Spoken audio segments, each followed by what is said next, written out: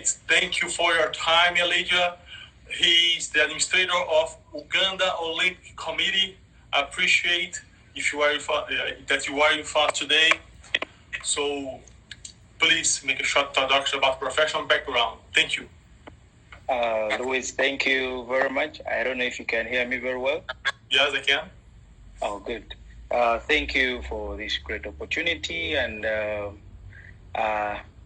I can say I'm very honored to be here and discussing with you on some of the things in sports and esports.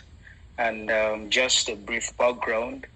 I would like to say actually that I won't be like most of the guys you've interviewed who have had the chance or have the opportunities to be founders, because I would say still growing in this field. But I am a graduate of a bachelor's degree in computer science, concluded in 2010, and tried, of course, to make ends meet then. But I don't know, for those who are believers would understand, I don't know how my world got twisted and ended up in the sports structure. I don't know, maybe because I had the love for it. But then in 2013, I would say, I got the opportunity to work with the Olympic Committee here in Uganda. And I got the chance, I was working with the commission then, early 2013, and then late 2013 in September, I got an opportunity. The administrator then was having a course in Russia.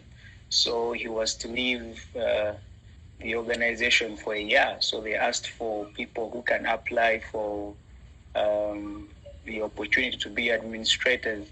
And lucky enough, when I applied, I got the job. So since then, I've never looked back. Even when he came back, I was actually left around as the assistant.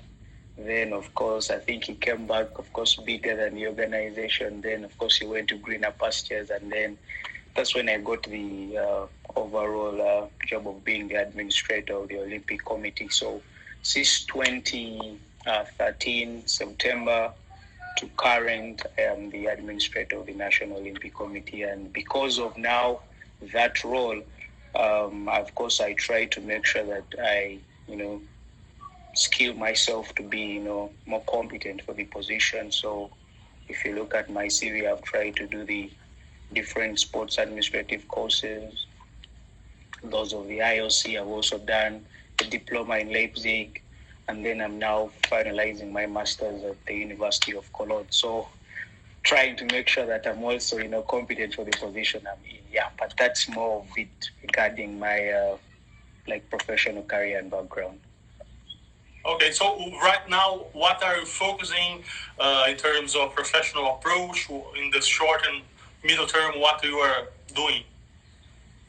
I would say at the moment, of course, the most important thing is to continue with my job requirements. Of course, what being an administrator requires.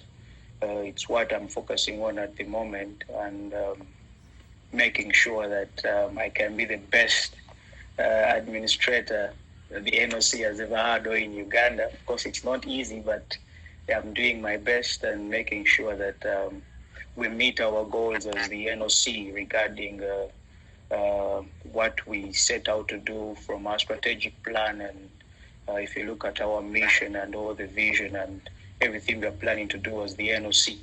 But then also, of course, on a personal note, of course, I'm trying to finalize my master's, of course, with the thesis itself.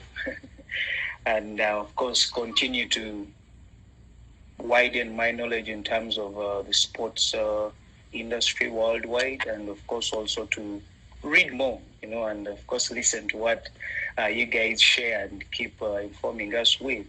And then one of the goals, of course, if I finish the several studies that I'm doing, is also to set up something on my own that can also be useful to the different people in the country in terms of sports governance and things that come along with the sports company that one can set up. So in a nutshell, or in a summarized format, that's more of what I'm focused on at the moment. And of course, at times you have to be careful trying to make the plates of food.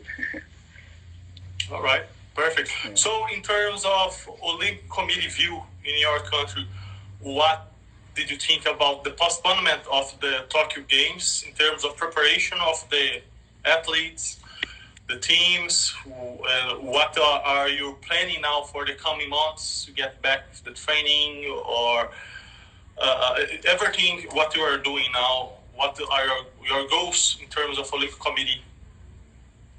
Of course, as everyone is saying, at times life is better than anything else. At times we can be saying we can't do this without this, we can't do this without that. But when it comes to life, everything has to pause. Everything has to pause because life is important. And yeah, of course, so many things are going to be lost. If you look at the funds and if you look at the sponsors, partners, athletes preparing, the different organizations, just the entire world is already disorganized by the postponement. But I would say it's for the better good because it wouldn't make sense if you look at how the disease really spreads and then you tell someone get on a plane from, let's say, Brazil till Tokyo, and then someone tells you I was going to the games and then I got sick. No one would enjoy that, and even the parents would be thinking, well, what's this really supposed to mean if I can have my child at this risk? Partners, different families. So I think for me, it's something that, it's painful, but it's something that was really supposed to be done because at the end of it all, life is better than anything. We can't go away from that. So as an NOC, of course, preparation is already ongoing. I think around this period, we're supposed to be finalizing the accreditation of the long list, you'd call it that. But now I would say also the pressure reduced because since the games were postponed, I can chill a bit and not have the pressure of trying to make sure that everyone that is supposed to be at the games is accredited.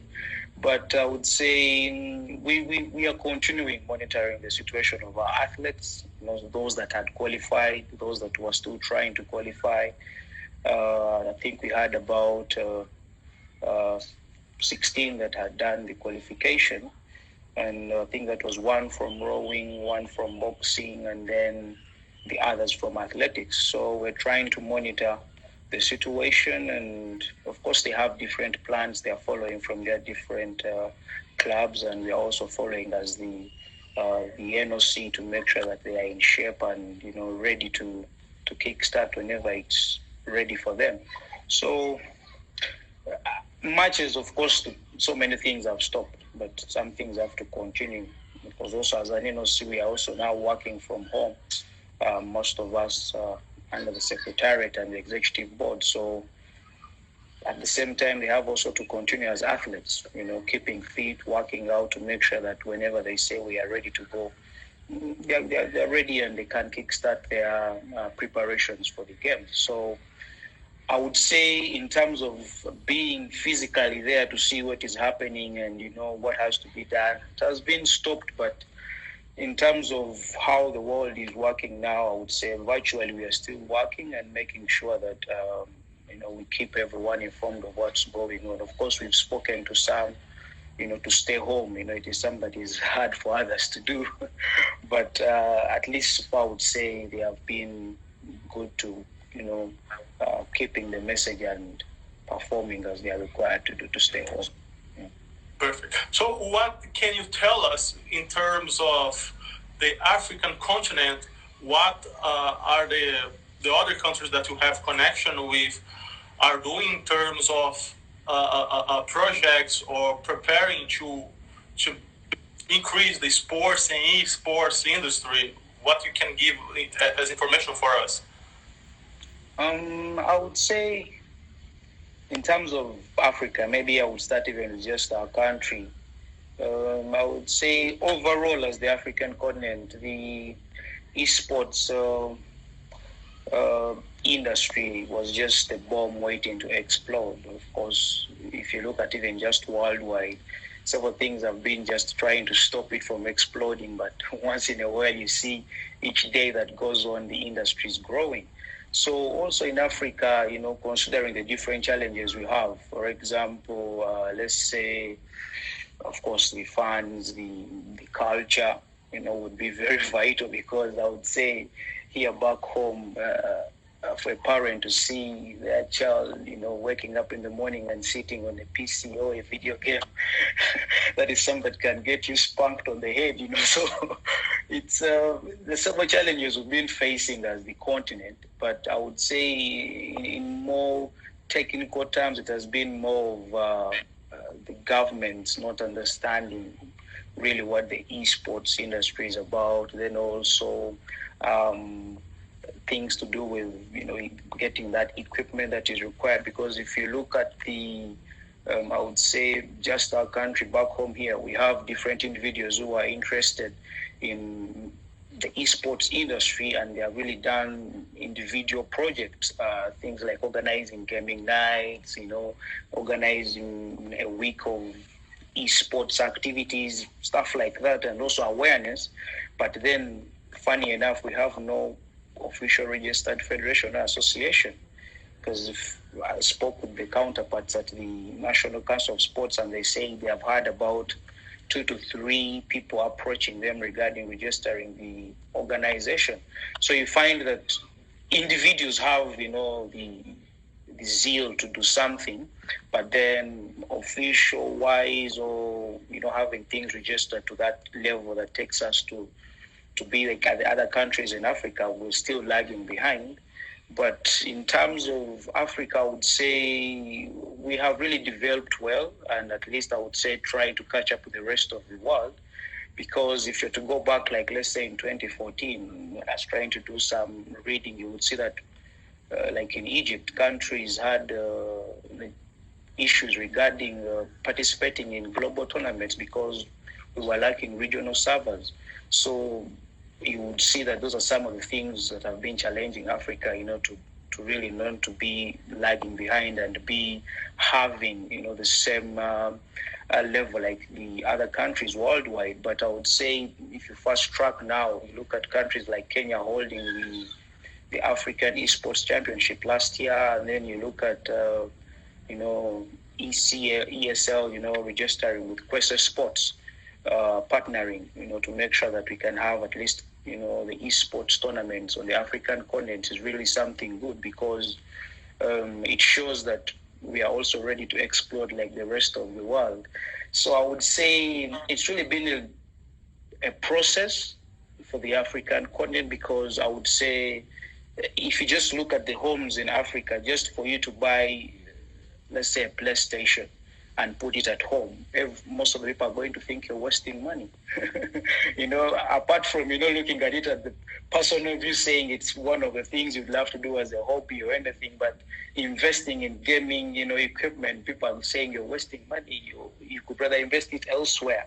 So it's really been a process that the continent has been also trying to grow to understand the esports industry. But I would say now with all the partnerships happening, the different countries also stepping up, like I've said, Egypt, South Africa, Nigeria, Kenya, you understand that now the continent is also trying to, catch up with the rest of the world regarding esports. So I'm hoping maybe even by the end of this year, it will really be booming more than what we have now, because if you're considering this lockdown, I would say the most active people now are the gamers. So I would say as an advantage for the lockdown, maybe the esports industry in Africa will have an opportunity to be showcased more, because it gives those that have been indoors a lot of chance to be looked at and appreciated with the kind of creativity and work they're trying to bring with the African continent. So it's not yet to the level of the rest of the world, but I'm pretty sure with the current trend of how things are happening, the partnerships, the involvement of the different national federations, the Olympic committees coming in, the different government structures in the different countries, I'm pretty sure it's also going to reach the level that would excite the rest of the world, because esports is the thing now. Yes, perfect. I do appreciate your time, all the information you have shared with us. Today we have talked with Elijah from Uganda. He's the administrator of Uganda Olympic Committee. Thank you, my friend. Appreciate. Thank you very much, Luiz. And I would say, if I was to be a dreamer, you made one of my dreams come true, because I can't look any further than a virtual room full of sports administrators to be role models. So you can pass on the message to all the rest of the guys that much as I'm too quiet in the group, I'm really, really learning a lot from you guys. And I'm really hoping that I can also one day stand here and say that I'm a founder of this and that and that, and I'm pretty sure it will make the rest of you happy in the sports world. Thank you very much for the opportunity. Thank you. Have a great time. Be safe, my friend. Have a great time too, and stay safe. All right. Bye-bye.